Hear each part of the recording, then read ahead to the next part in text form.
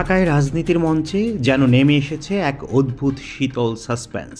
এই নীরবতা কোনো শান্তির ইঙ্গিত নয়, কোনো স্থিতিশীলতার বার্তাও নয়, বরং এটি যেন আসন্ন এক বড় বিস্ফোরণের আগ মুহূর্ত, যেখানে চারপাশে শুধু বারুদের গন্ধ। সংসদ নির্বাচনের দিন যত ঘনিয়ে আসছে ততই তীব্র হয়ে উঠছে আসন ভাগাভাগি নিয়ে রাজনৈতিক টানপোড়েন। আর এই জটিল সমীকরণের একেবারে কেন্দ্রে এসে দাঁড়িয়েছে জামাতে ইসলাম। বর্তমানে জামাত এমন এক সংকটে পড়েছে যেখানে একদিকে পুরনো মিত্রদের চাপ, অন্যদিকে নতুন মিত্রদের উচ্চাকাঙ্ক্ষা।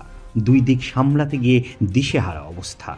নতুন রাজনৈতিক সমীকরণ অনুযায়ী ন্যাশনালিস্ট কনজারভেটিভ পার্টি বা NCP, liberal Democratic party LDP এবং এবি পার্টি, এই তিন দলকে শেষ মুহূর্তে জোটে যুক্ত করার পরিকল্পনা নেওয়া হয়। এই সংযোজন সফল করতে প্রাথমিক সিদ্ধান্ত ছিল এই তিন দলকে মোট 40টি আসন ছেড়ে দেওয়া হবে। কিন্তু প্রশ্ন হলো, এই গুরুত্বপূর্ণ 40টি আসনের বলি দিবে কে?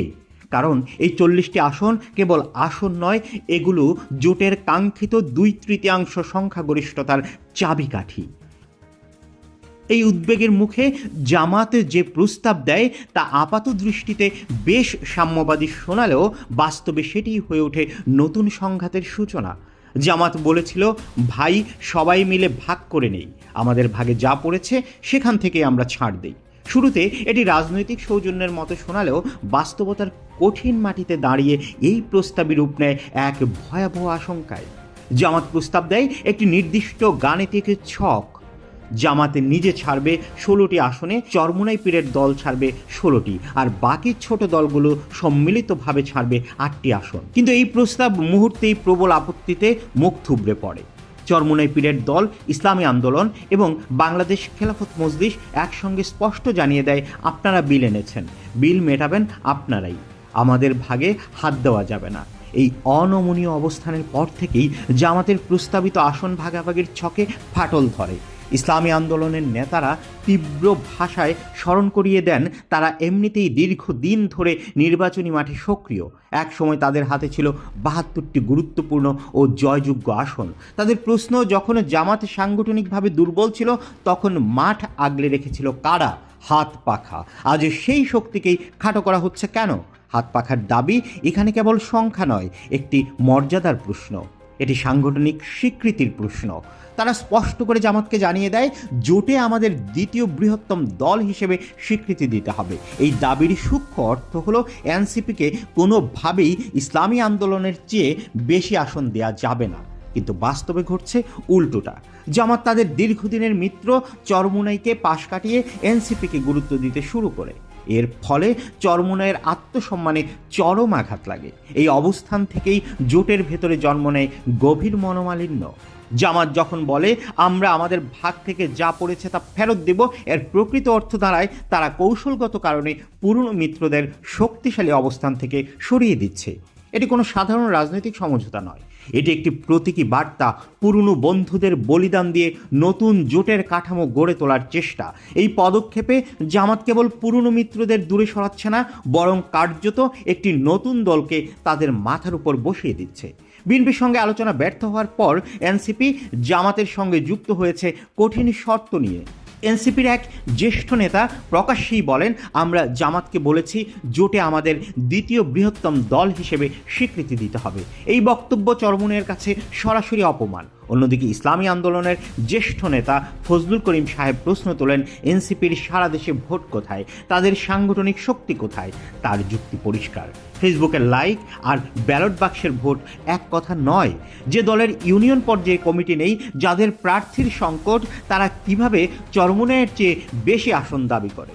চরমোনাইয়ের অবস্থান স্পষ্ট, মাঠের প্রকৃত শক্তিকে অগ্রাহ্য করে শুধু ভার্চুয়াল জনপ্রিয়তার উপর আসন ভাগ করা রাজনৈতিক আত্মহত্যার শামিল। এই দ্বিমুখী চাপে পড়ে জামাত এখন নির্ভর করছে নিজস্ব জরিপের উপর। জামাতের হিসাব বলছে, গত জুলাই অভ্যুত্থানের সেন্টিমেন্টে এনসিপির জনসমর্থন নাকি প্রায় 60%। তারা বিশ্বাস করে তরুণ ভোটার বা জেনজি প্রজন্ম টানতে হলে এনসিপিকে জোটে রাখা জরুরি। এই কারণেই সাংগঠনিক দুর্বলতা থাকা সত্ত্বেও জামাত এনসিপিকে ওভারভ্যালু দিচ্ছে। কিন্তু এই কৌশলগত অগ্রাধিকার চরমোনাই পীরের দলের আত্মসম্মানে গভীর আঘাত হানছে। তাদের ধারণা একটি তুলনামূলক দুর্বল দলকে তাদের মাথার উপর বসিয়ে দেওয়া হচ্ছে। এনসিপিকে খুশি করতে গিয়ে জামাত তাদের সবচেয়ে শক্তিশালী পুরনো বন্ধুদের চটিয়েছে, যা জোটের জন্য মারাত্মক ঝুঁকি। এই সংঘাতের ঢেউ এসে পড়েছে ছোট মিত্রদের উপর। বাংলাদেশ খেলাফত মজলিস চেয়েছিল 22টি আসন, জামাত প্রথমে 18টিতে রাজি হয়, কিন্তু এখন এনসিপিকে জায়গা দিতে গিয়ে বলছে 13 থেকে কমিয়ে 11 নিন।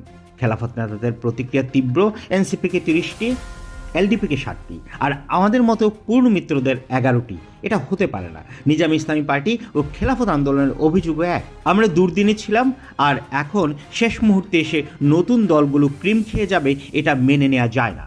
এই ক্ষোভের ফলেই জোটের ভবিষ্যৎ আজ চরম অনিশ্চিত। জামাতের অভ্যন্তরীণ হিসাব বলছে 230টি আসনের মধ্যে 218টিতে সমঝোতা হয়েছে, কিন্তু বাকি 52টি আসনে চলছে দর কষাকষি। এই 52টি আসনে জামাত জরিপ চায়, কিন্তু শরিকরা মানতে নারাজ, কারণ নিরপেক্ষ জরিপ হলে এনসিপি ও জামাত এগিয়ে থাকবে আর ছোট দলগুলো বাদ পড়বে।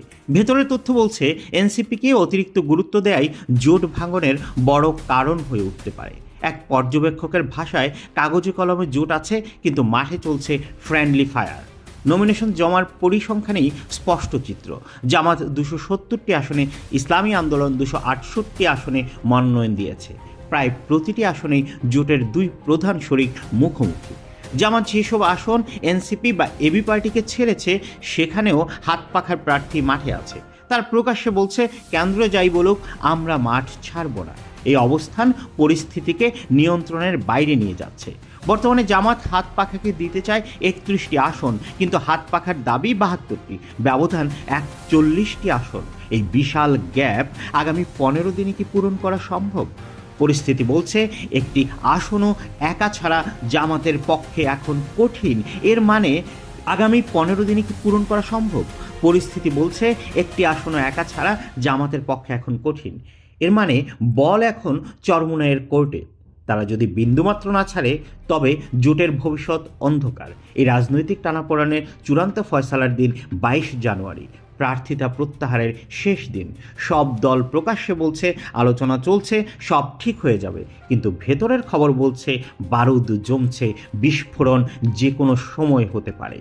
বিশ্লেষকরা সতর্ক করছেন, চরমোনাইকে হারিয়ে এনসিপিকে 30 আসন দিলে ভোটের মাঠে বড় বিপর্যয় হতে পারে। কারণ এনসিপির ভোট ভার্চুয়াল, আর চরমোনাইয়ের ভোট মাঠের, যা সরাসরি ব্যালট বাক্সে পড়ে। আবার এনসিপিকে বাদ দিলে জুলাই স্পিরিট ও তরুণ ভোট হারানোর শঙ্কা এই দ্বন্দ্বে পড়ে। জামাতকে এখন এক অসম্ভব হিসাব মেলাতে হচ্ছে।